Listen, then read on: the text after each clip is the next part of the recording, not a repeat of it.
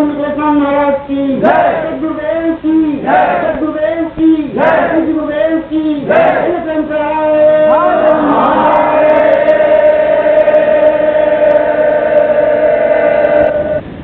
से ही, क्योंकि माँ जगदम्बे को तो हम देख नहीं पाएंगे और उनके चरणों तक इस हार को पहुंचाने की क्षमता प्रभु देंगे तभी देंगे। अभी तो प्रभु के माध्यम से ही वहां तक हम आप सबकी ये भावना, आप सबका यह नवरात्रि पर्व सुखद सफल सिद्ध हो, इस दृष्टि से, इस भावना के साथ हम आज किसी बहन के माध्यम से ही प्रभु चरणों में, किसी साधिका के माध्यम से ही प्रभु चरणों में माँ जगदम्बे तक इन पंखुड़ियों को पहुंचाना चाहेंगे। और इसके लिए मैं आप सबकी ओर से आमंत्रित करूंगा। हमारे बीच में अनेक साधिका बहन यहाँ उपस्थित हैं और उनमें से पिछले पर्व पर यदि आपने यहाँ रहे हो अमृत महोत्सव पर, तो एक छोटी साधिका ने माँ सरस्वती के स्वरूप में वंदन किया था और वह वंदन सबको बड़ा प्रिय लगा। उसी बहन को मैं आमंत्रित कर रहा हूँ, वह प्रभु चरणों में ये हार समर्पित करे उसी शुचिता और उसी भावना के साथ।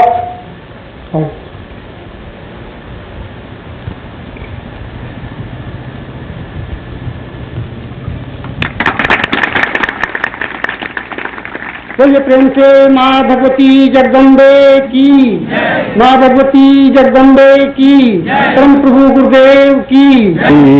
कुलंतम कुलकुंडली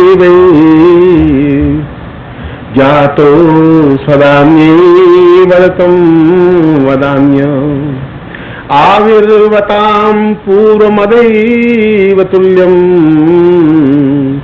नरतत्वदेहवदनं भवतं सदाय। आज के सत्र का प्रारंभ में महर्षि विश्वामित्र के इस श्लोक के साथ विश्वामित्र संहिता के चतुर्थ अध्याय के प्रथम श्लोक से कर रहा हूं। और इसमें उस ऋषि ने एक आशीर्वचन कहते हुए कहा है कि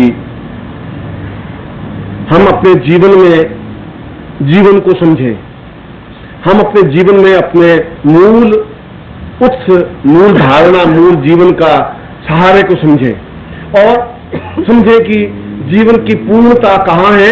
प्रारंभ करें हम इखेत्व और जेतवा से और अंत करें ईशावास्योपनिषद से। ऐसा विश्वामित्र कह रहा है कि जीवन जीना और जीवन में जन्म लेना अपने आप में कोई महान घटना नहीं है। महान घटना तो यह है कि जीवन में जन्म लेकर के, मनुष्य लोक में जन्म लेकर के अपने आप को एक अद्वितीय युग पुरुष बना दे, महापुरुष बना दे। ऐसा ही जीवन यदि प्राप्त हो सके, और ऐसा जीवन केवल कुल कुंडलिनी की साधना के माध्यम से ही हो सकता है। प्रत्येक व्यक्ति के जीवन में वो क्षण आए कि वह कुल कुंडलिनी का ध्यान, पूजन, अर्चन, चिंतन और मन में उसकी स्थापना करे, जिससे कि उसका जीवन अपने आप में नर, नर से पुरुष, पुरुष से पुरुषोत्तम और पुरुषोत्तम से पुरुषोत्तम बन सके।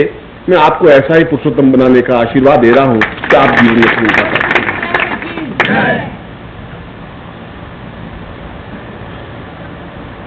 इस श्लोक में विश्वामित्र ने बहुत महत्वपूर्ण बातें कही हैं। नवरात्रि के इन 4 दिनों में मैंने आपको पाखंड की ओर नहीं खींचा, मैंने आपको शब्दों के जाल में भी नहीं उलझाया। इन 4 दिनों में मैंने आपको केवल सचेत किया है, सावधान किया है। मैंने यह बताया है कि मूल रूप से मंत्र क्या है, मैंने आपको यह बताया है कि देवी क्या है, देवता क्या है, मैंने आपको यह बताया है कि उन तक पहुंचने की क्रिया क्या है, मैंने आपको यह बताया कि आप क्या है, कहां पर खड़े हैं। केवल उपदेश नहीं दिया है। उपदेश देना मेरा कर्तव्य और धर्म नहीं है, मार्गदर्शन देना मेरा धर्म और कर्तव्य है। उपदेश, और उपदेश शब्द बना है उपदंश से। उपदंश का मतलब है डंक मारना, चोट करना। जो दूसरों को डंक मार सकते हैं उपदेश दे सकते हैं। जो कि जिनमें जहर है, जो जहर भरा हुआ है, वे दूसरों को डंक मार सकते हैं कि तुम कुछ नहीं कर सकते, नरक में चले जाओगे, घोर पापी हो, तुम ऐसा हो, तुम गौदान कर दो। यह एक उपदंश है। इसलिए उपदेश जहां भी हो वहां समझना चाहिए कि यहां डंक मारने की क्रिया है। यहां तो फिर भी इतना अधिक नहीं है। यदि आपने इंग्लैंड का इतिहास पढ़ा हो तो वहां पर वहां के धर्मगुरुओं को पोप कहते हैं और वहां के मंदिरों को चर्च कहते हैं, और आज भी वहां पर प्रत्येक व्यक्ति को सर्टिफिकेट देते हैं कि mister Krishnalal so and so उसने $300 जमा कराए, इसलिए वो स्वर्ग में जा सकता है। वहां पर उसको 3 अप्सराएं मिलेंगी जो उनकी सेवा करेंगी, नीचे उसके पोप के साथ। अब भले वो कितना ही पाप करे, चाहे चर्च में जाके गालियां बोले, अब कुछ नहीं, अब तो जाएगा $300 दे दिए, अब कोई चिंता की बात नहीं। और अगर 4 अप्सराओं से मिलना है तो $400 लगेंगे, 5 अप्सराओं से मिलता, आपके पास जितना पैसा है उतना ले जा दीजिए। इतना पाखंड अभी हमारे यहाँ नहीं आया है, उतना पाखंड वहां आ गया है। सर्टिफिकेट मेरे पास भी पड़ा है, मैंने $100 दिए थे। मैंने अपन को 1 अप्सरा होगी तो चला चलेंगे, अपन को कोई 2-10 जरूरत है नहीं, इतना है नहीं पैसा, पर एक इसलिए रखा कि कल से पूछ ले कि ऐसा नहीं होता तो उनको लाकर सर्टिफिकेट दिखा सकेंगे, भाई तुम देख लो मैं तो स्वर्ग में जाऊंगा, ये पोप ने साइन करके दिए मुझे। और वहां पर जितने चर्च हैं वे सभी सर्टिफिकेट देते हैं। अगर छोटा चर्च है तो $20-25 में देता है, बड़ा चर्च है तो और बड़ा डर। अगर वेटिकन में जाकर के आपको उस पोप से लेना है, वेटिकन तो वहां का सबसे बड़ा धर्म स्थान है यूरोप का और अमेरिका का, इंग्लैंड का, वहां अगर वेटिकन से लेना है तो आपको $4000 देने पड़ेंगे, मगर वो बीच में स्वर्ग में रुकने की जरूरत नहीं है, सीधा छलांग लगाई स्वर्ग में पहुंच गए। वहां पर ये वेटिकन की विशेषता ये है। यहां भी हमारा काशी में ऐसी विशेषता है, काशी में मरता है मार्ग में रुकता ही नहीं, सीधा स्वर्ग में पहुंच जाता है। और पहले काशी में करवट ली जाती थी, आपने शायद काशी में कभी गए नहीं। दशाश्वमेध घाट के अगर एक तरफ जाए तो बड़ी लंबी चौड़ी एक पहले कटा होती थी करोती, 40 फीट लंबी, और लोग जाते थे और वहां जाकर के उस करोती के नीचे अपनी गर्दन रख देते थे और पंडे उस करोती से उसकी गर्दन को काट लेते थे, क्योंकि उस करोती से करवट लेने से मार्ग में नहीं रुक सकता, सीधा स्वर्ग में चला जाता है। ऐसा कई सालों तक काशी में रहा। और करवट कौन लेते थे? जो बुढ़े माँ बाप हो जाते थे, बेटे उनको ले जाते थे कि अब तुम करवट ले लो, बस खत्म, इस साल हमारी अटक छोड़ो।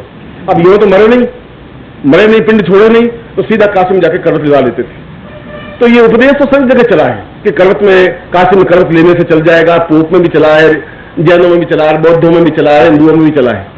इसलिए मैंने आपको उपदेश नहीं दिया इन 5 दिनों में। एक दिन भी मैंने ये नहीं कहा तुम ऐसा करो ऐसा नहीं करो, मैं कह रहा हूं तुम ये हो, तुम अपने आप को पहचानो, ये तुम्हें बताया। और ये बताना मेरा धर्म था, ये मेरा कर्तव्य था, ये मेरा फर्ज था। और आज भी उस विश्वामित्र की संहिता के उस श्लोक के आपके सामने रखा है। उस श्लोक में कहा है कि जो कोई पैदा होता है वो नर है, क्योंकि पैदा होना तुम्हारे बस की बात नहीं है। पैदा होना अपने आप में कोई घटना नहीं है, तुम्हारे बस की बात नहीं थी कि तुम पैदा हो या नहीं हो, तुम नहीं रुक सकते थे, पैदा हो गए।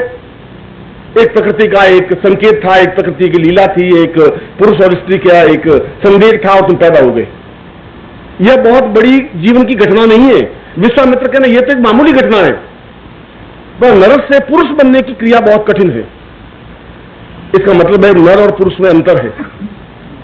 और नर और पुरुष में अंतर यह है कि नर केवल नाभि से नीचे के अंगों का ही प्रयोग कर सकता है, अपने समान एक और संतान पैदा कर सकता है, 2 संतान पैदा कर सकता है, 10 संतान पैदा कर सकता है।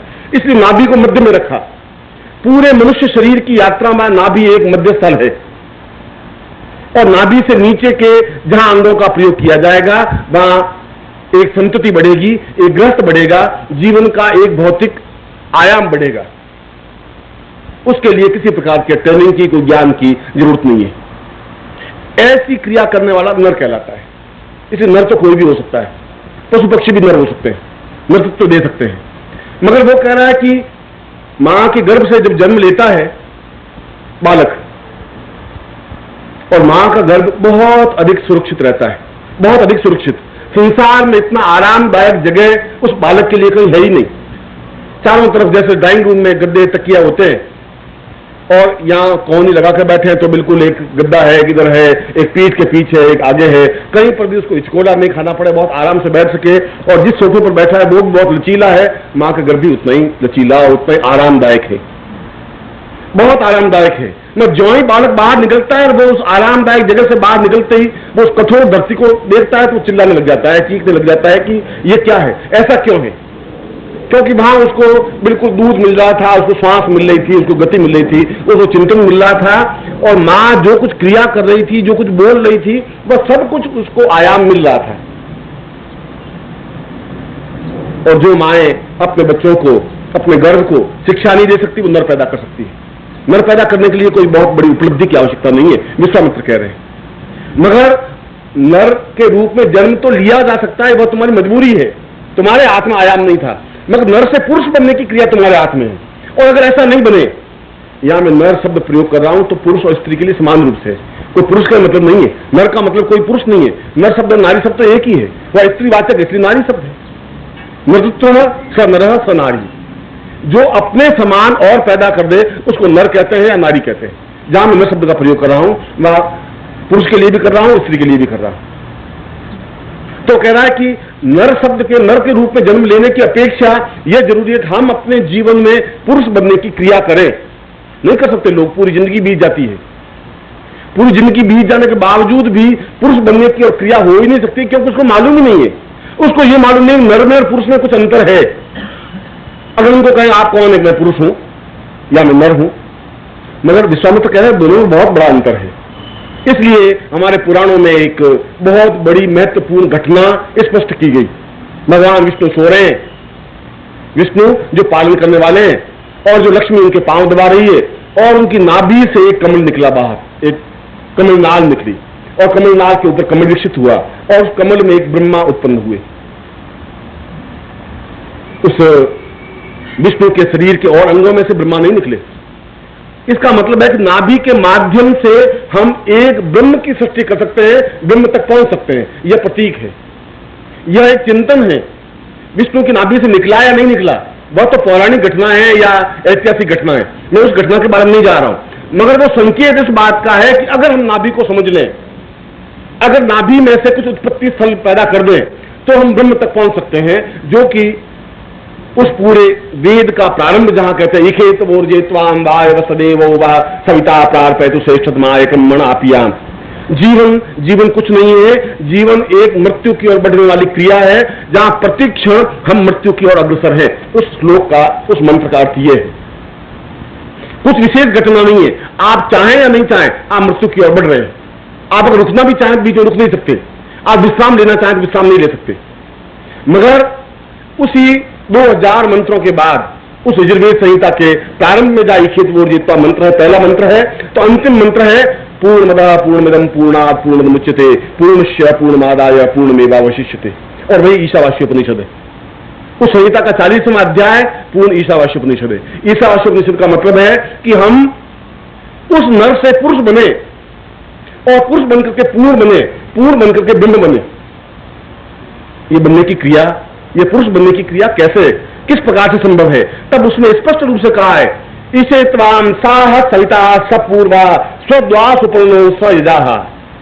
अगर तुम अपने किसी गुरु के माध्यम से, वहां गुरु का प्रयोग किया गया है, द्वास उपनो हो, जिसको दोनों प्रकृतियों का ज्ञान हो। गुरु के बारे में भी उसने चिंतन रखा कि जिसको दोनों प्रकृति का ज्ञान हो, प्रकृति का तुम्हारे नृतत्व का ज्ञान हो, जिसको पुरुषत्व का भी ज्ञान हो, उसको ज्ञान हो कि वह पुरुष बना हुआ हो। अगर वह खुद पुरुष नहीं है, अगर उसने अपनी नाभि को स्पर्श नहीं किया है, अपनी नाभि को एहसास नहीं किया है, अपने जीवन में ऊंचाई पर नहीं पहुंचा है, महापुरुष नहीं बन सका है, अपने आप में पूर्ण पुरुषोत्तम नहीं बन सका है, तो वह उस नर को भी पुरुष बनाने की क्रिया नहीं कर सकता। इसलिए कहा गुरु वैसा हो, उस मंत्र में कहा गया है द्वास उपनो, दोनों ही पर्ण उसके पास पूरे हों। अगर वह खुद अपने आप में पूर्ण परमहंस तो है और किसी गुफा में जाके बैठ गया है, तो भी आपको कोई काम का नहीं। उस गुफा में बैठा हुआ तो बिल्कुल दरवाजे बंद करके बैठ गया है, एक भयभीत, एक कायर, एक बुज़दिल की तरह। ऐसा सन्यासी, ऐसा योगी परमहंस भी हो, हमारे कोई काम का नहीं। ऐसा हिमालय हमारे कोई काम का नहीं जिसको हम देख नहीं सके, ऐसी गंगा हमारे काम की नहीं जो हमें अवगाह नहीं दे सके, पवित्र नहीं कर सके। उस गंगा से क्या प्रयोजन है? उस गुरु से भी क्या प्रयोजन है जो परमहंस तो हो, मगर इतनी दूर बैठा हुआ हम जा ही नहीं सके, मिल भी नहीं सके, जो हमारा कल्याण नहीं कर सके, जो हमें नर से पुरुष की ओर अग्रसर नहीं कर सके। इसलिए उसने कहा ऐसा नहीं, ऐसा जो नरदेह और पुरुष देह को दोनों को जानता हो, और जानता हो और तुम्हारे संपर्क में हो। मैं उस पूरे वेदों को छान करके आपके सामने रख रहा हूं, सत्य रख रहा हूं कि वेद में क्या लिखा है। और अगर वेद में लिखा है तो वेद पागल नहीं है। अगर वेद में ये बात कही है तो जरूर तुम्हारे जीवन की एक विशेषता बताई है। और अगर तुम विशेषताओं को नहीं समझो तो ऐसे तो लाखों लोग गरीबी में मर जाते हैं, उसमें कोई लंबी चौड़ी बात नहीं है, तुम भी मर जाओगे। लाखों लोग 4 से बच्चे पैदा करके मर जाते, तुम भी मर जाओगे। लाखों लोग संसार में जाकर सो जाते हैं, आप भी सो जाओगे। उसमें कोई उपलब्धि नहीं है। उपलब्धि है कि जीवन में एक क्षण रुक करके उस पुरुष बनने की क्रिया की ओर अग्रसर हो उस आनंद को ले सके। जब उस आनंद को लिया ही नहीं, यदि आपने गंगा पे गए नहीं तो उसका आनंद तुम ले ही नहीं सकते। अगर हिमालय में तुम गए नहीं, मानसरोवर पे गए नहीं, तो उस मानसरोवर का आनंद है वो तुम उपयोग नहीं कर सकते। और नहीं कर सकते तो फिर भारत में जन्म लेना ही तुम्हारा व्यर्थ है, फिर बेकार है। भारत में कोई गुरु नहीं मिला तो फिर भारत में जन्म लेना नहीं लेना तुम्हारे लिए। वीडियो पसंद आए लाइक कीजिए और इस रेड के आइकन पर क्लिक करके हमारे अपने YouTube चैनल को सब्सक्राइब कीजिए और साथ में इस बेल आइकन को क्लिक कर दीजिए, जिससे कि हमारे आने वाले हर नई वीडियो की नोटिफिकेशन आपको मिलती रहे।